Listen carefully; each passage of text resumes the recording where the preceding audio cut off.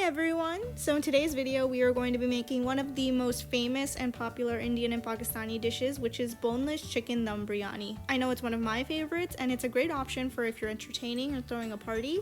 And I know it's a lot of work, but I've kept this recipe as simple as possible and I promise you it's all worth it in the end. So let's begin. So for this recipe we will need 5 cups of long grain basmati rice, and this recipe serves between 8 to 10 people. About 1 kilogram of boneless chicken. You can use chicken with bones if you prefer. And because I'm making a large quantity of food, I use 2 packs of Biryani Masala, 1 cup of plain yogurt or dahi, and I use 5 to 6 medium-sized onions chopped, but if your onions are smaller, you will need at least 8 to 10. Optional, you can add medium-sized potatoes. I added 2. We'll need 3 tablespoons of ginger garlic paste, 1 teaspoon of yellow food coloring, which we will mix with milk later on, half a bunch of coriander for garnishing at the end, 1 teaspoon of turmeric powder, 1 teaspoon of red chili powder, and 1 teaspoon of salt, and also 4 tablespoons of lemon juice. Alright, so first off we are going to marinate our chicken. We're going to add in 1 tablespoon of red chili powder. You can add more if you like it spicier. 1 teaspoon of salt. Of course you can add more if you need it. And 1 teaspoon of turmeric powder. We're also going to add in 4 tablespoons of fresh lemon juice. And we're going to mix this all really well and make sure that we're evenly coating all of the chicken. And once we've done that, we can just leave this on the side to marinate and we can start our other preparations.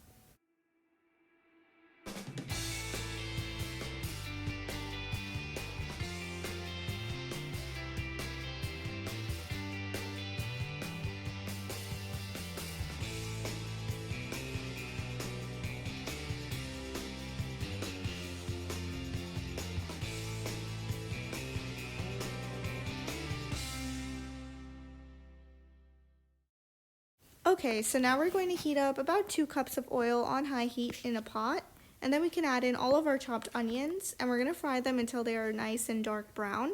And I know this seems like a lot of onions right now, but don't worry, because by the time we're done cooking, you won't even realize that there's any onions in this dish at all.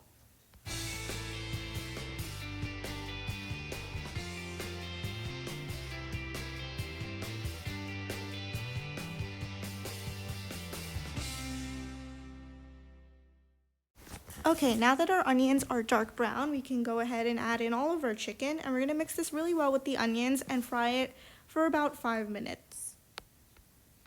And you can continue to sprinkle in some water as you're frying just to prevent anything from sticking to the pot. Okay, so after about 5 to 6 minutes, we can add in our potatoes, and we're going to fry and mix this really well for another 4 to 5 minutes. At that point, we can add in our ginger garlic paste, about 3 tablespoons, so 1.5 tablespoons of each. And we're going to mix this really well and fry it for another 3 to 4 minutes.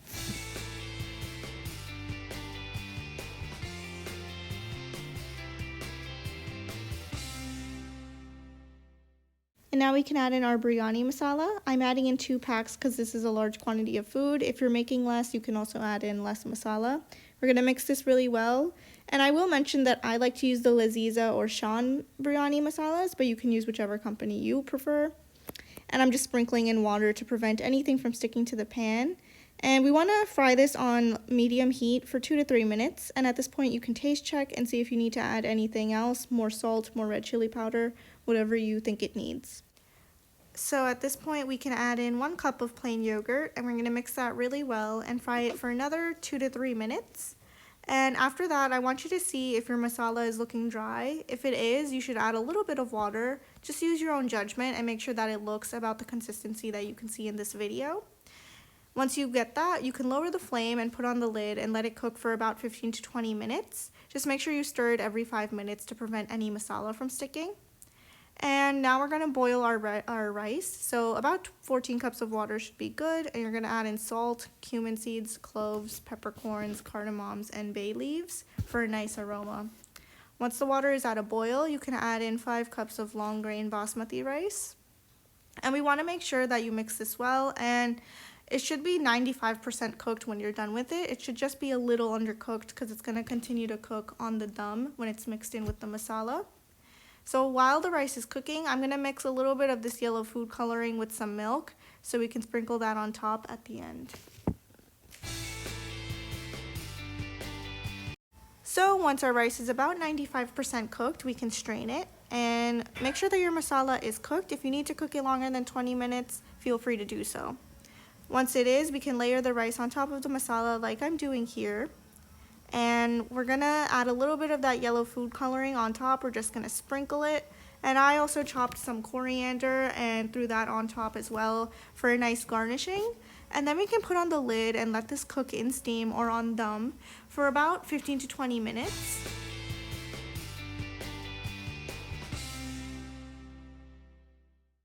So after about 20 minutes of cooking on steam, our biryani should be ready. So I'm going to mix it really thoroughly, making sure the masala is evenly mixed with all of the rice. And at that point, we are ready to serve.